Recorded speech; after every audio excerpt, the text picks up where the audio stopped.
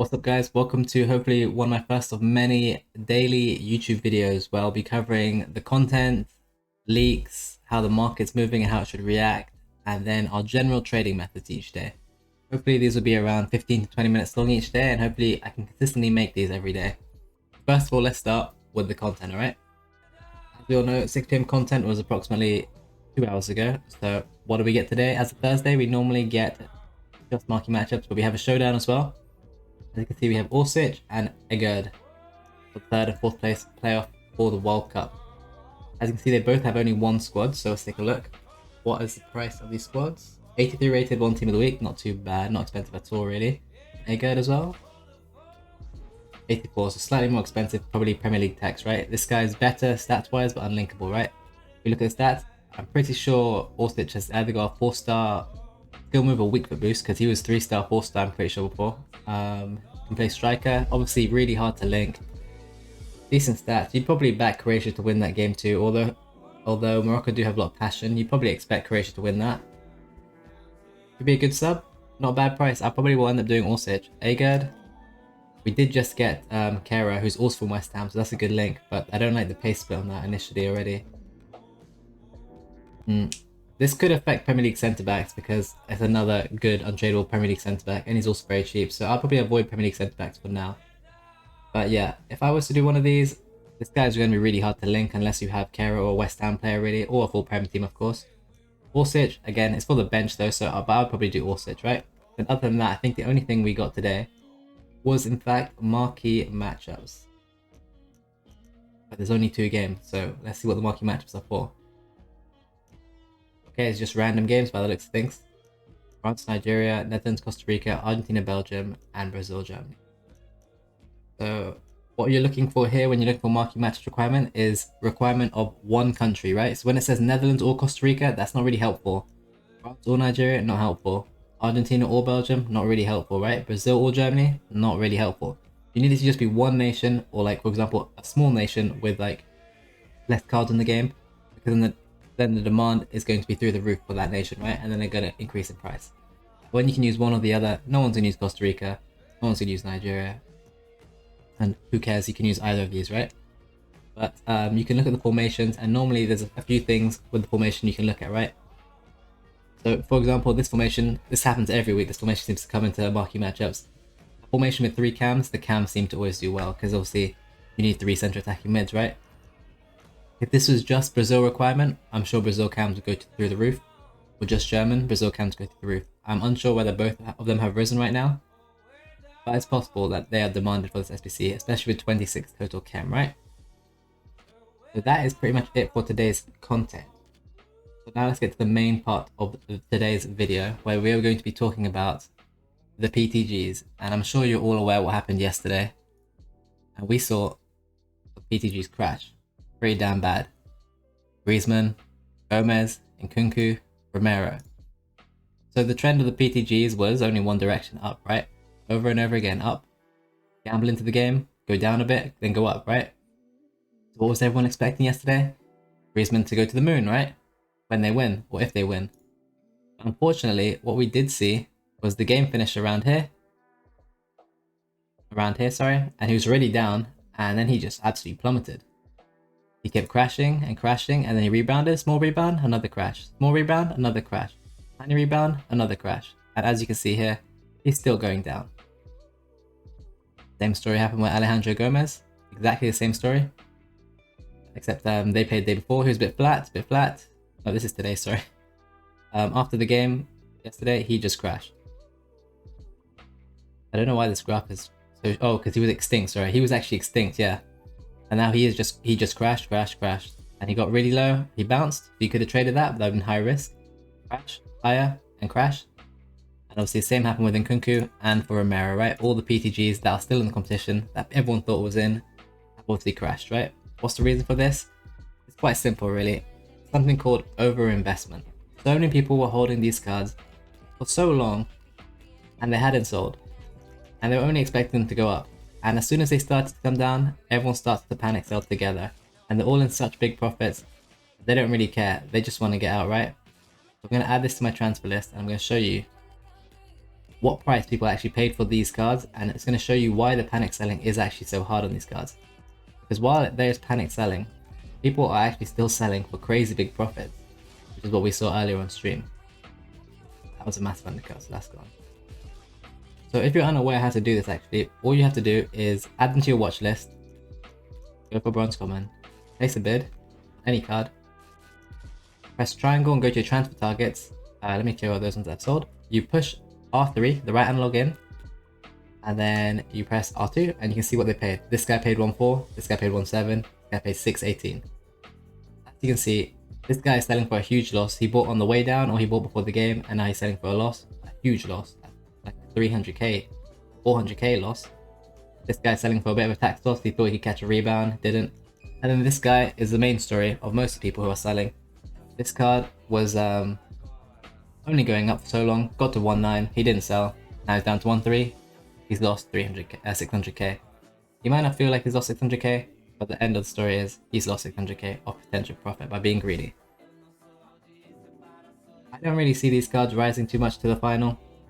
My big prediction is really that after the final, these cards do just as bad, if not worse, because they're no longer a live card. Most of these cards will not even get a +1 for the final, they will just get 3 traits, if I'm correct.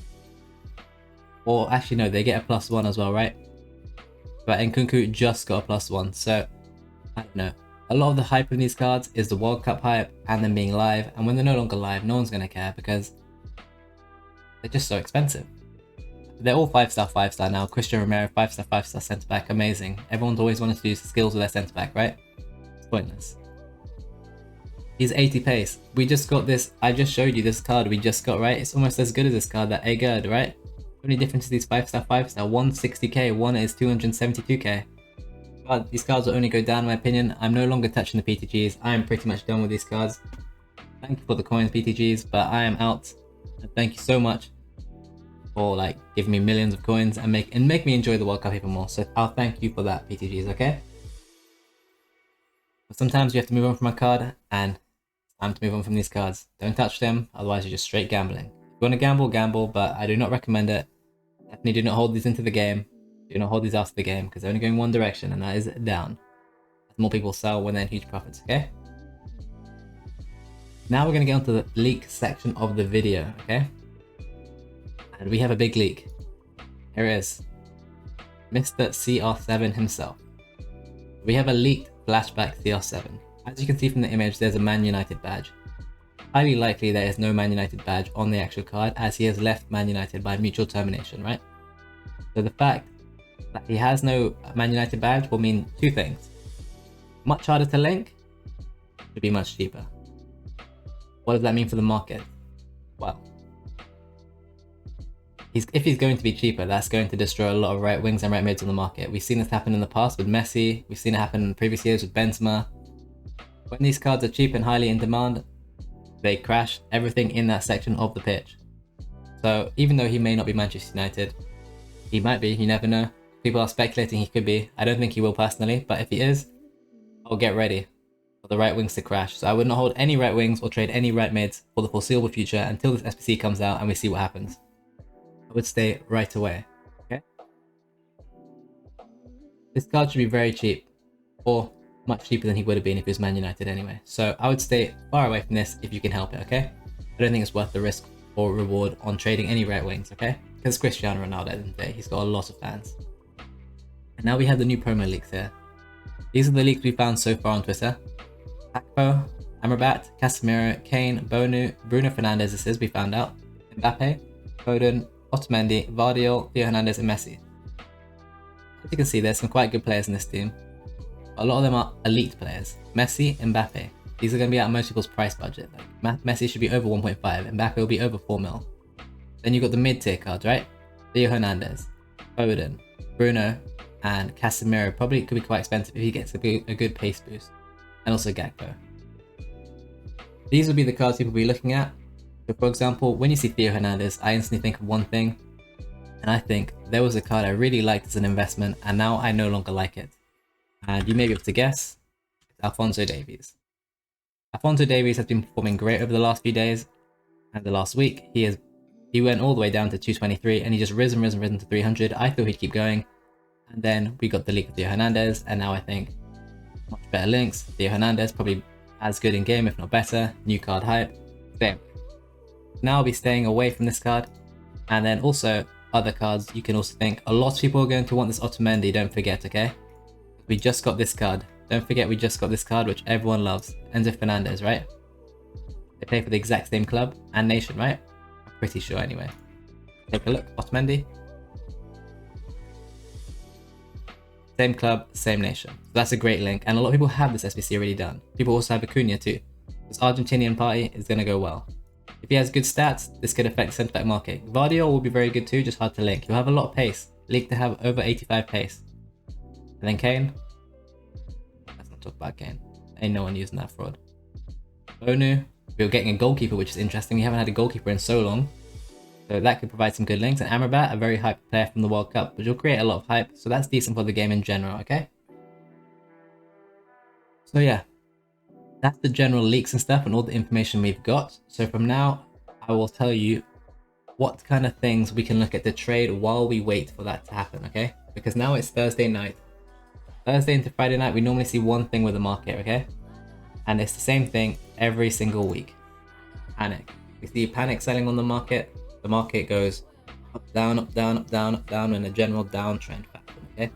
Why is this? It's because people see more and more leaks come out. People start to think, oh, that Theo Hernandez looks good. You know, I don't want this card. They panic. They panic into the new promo. They see the new promo cards. They can't afford them most of the time because it's so expensive on the first day.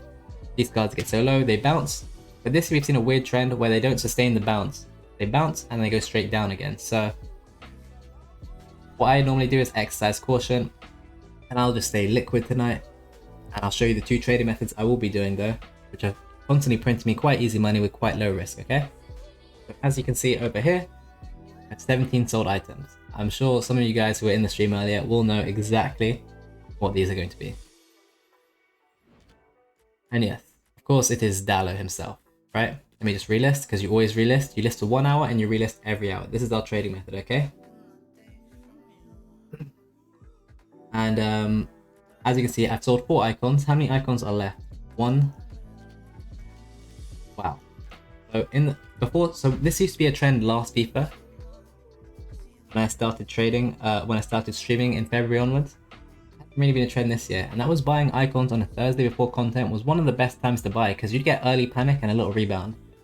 And it'd actually get too cheap on Thursdays. As you can see, I've only bought 5 icons and 4 sold. It's an 80% return rate, which is insanely good on icons in a space of 3 hours. So icon trading is definitely the move on Thursdays, or at least on this Thursday. I'll be doing more icon trading after this video, 100%, probably for the rest of the night. It's extremely easy money. I have an icon trading guide if you want to watch it. There's another YouTube video, probably you can find it somewhere on my channel, okay? And that will show you exactly how to icon trade. Very simple. The key is, as with all my trades, list for 1 hour, relist every hour. It's one of my many catchphrases, okay? Now I'm going to show you the Dallo method, right? The Dallo, obviously, as you can see, I've sold, so there's 4 sales that are icons. I've sold 17, wow. I've sold 13 Dallos in the last 5 hours. Sure, I'm only making 1k a card, but that's 13k for doing next to nothing at such low risk, right? There's potential this card did rise because of many things, right? Lisandro Martinez is the card right now. Bruno Fernandes is leaked, and that's the same nation, same club link. Ronaldo is leaked, even though the picture shows him with Manchester United, people are going to think of Dallo. And also Casemiro leaked. So that's 4 Man United links, right? Which could be why he's rising. But this is just the general Dallo method, which I'll show you right now. So to find Dallo is very, very easy for us, but hard for noobs. Okay? When we search for Dallo, when noobs search for Dallo, they do this. They're like, okay, I want the 84 Dallo. 26k, 22, 24, 24. Okay. 24 sounds good. 22 sounds good, and they'll buy that. Because they're lazy, and they don't know how to search. Because the market glitches as well half the time. If they're really pushing it, they'll go to the next page. 22, you see? 22 to 50, and they'll be like, oh, okay, that's a cheeky undercut. I'm a trader. Bang. That's not how you should search for Dallo. With the market being glitched with the way you search, you need to do this on Dallo, okay? You need to raise the minimum price to like 17k, and then you just search like that. and you're trying to buy any dollar with a red shirt. Maybe his price has risen? We'll see. It does look like his price has risen slightly, but that's no problem with the dollar method, because one dollar rises, you buy higher. The method works the exact same. Don't be scared to buy, because I am not. Imagine he's gone even higher than 20k. 20k? Okay, I'll buy. I'll buy that too. So if this was a regular card with no shadow on it, I would be listing these up for 22k. Make 1k profit. However, the rule I have is, if he has a shadow on him, I go for 2.5k. Make the extra 500 coins, because people want cards with shadows, because they cost a lot of coins. I'll go even higher on that one. The key is to list them up, all at different prices, as many as you can, okay? Extremely easy money, extremely low risk. It's called lazy selling. It's something we've been doing all last year. And you just relist until they sell. As you can see, most of these I would have got for 19k before he actually rose, or even lower. This one sold for 21.5, but these higher ones will sell as the price rises. He just fluctuates up and down. It's very, very easy fluctuation trade that we make all the time. Great for you, those of you on a low budget. My other investments I have, currently, I only have a few. There's Lewandowski at 180k, Haaland at 1.13. I have Darwin Nunez at 140. I have Anthony, who maybe I do want to sell because of the Ronaldo leak being a right wing, and even though he's not from Man United potentially anymore, the right wing. So I probably will panic sell this Anthony. I'm going to try to get 284, I'll make a few K. I won't lose anything. Maybe Anthony I'll hold off on. Darwin I really like, Haaland I really like, and Lewandowski I really like. Haaland is probably the favourite, then Darwin, because Liverpool have no strikers right now because Jota is injured and so is Luis Diaz still.